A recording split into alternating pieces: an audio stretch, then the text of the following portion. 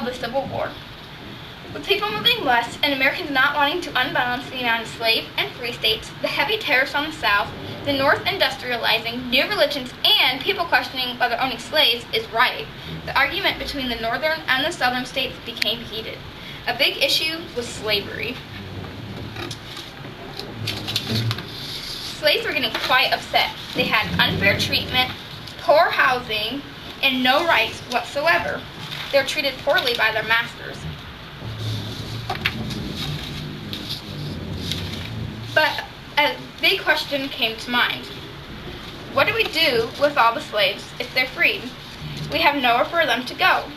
People thought about granting them partial citizenship or full citizenship, but no one seemed to fully agree on a solution. Then someone came up with an idea. Let's send them back to Africa. They can colonize there. This didn't go over well with the slaves.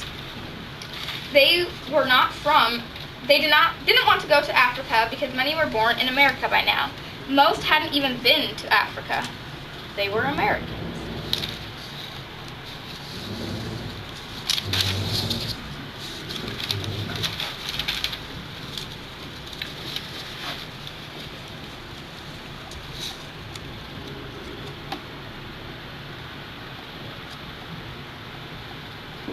These are the northern states, these are the southern states, and these are the western states.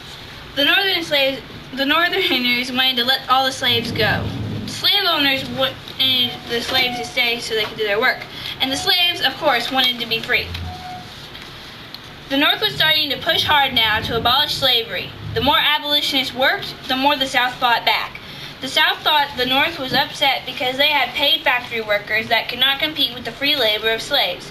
The issue of slavery was dividing the country.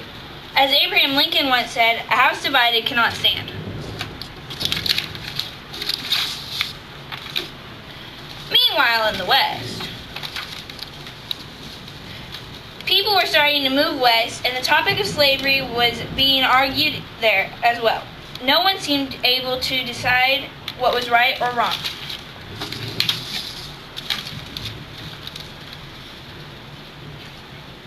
I'm moving from the South to the West, and this land should be slave states.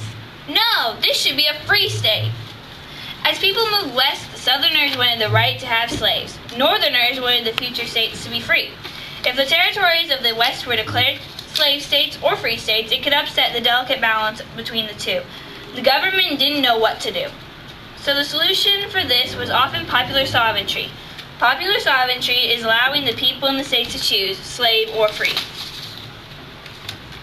As tensions grew and the South threatened secession if they did not receive who they wanted for president in the next election, nobody coming to an agreement and many other sparks, America started battling each other in the Civil War, the North versus the South.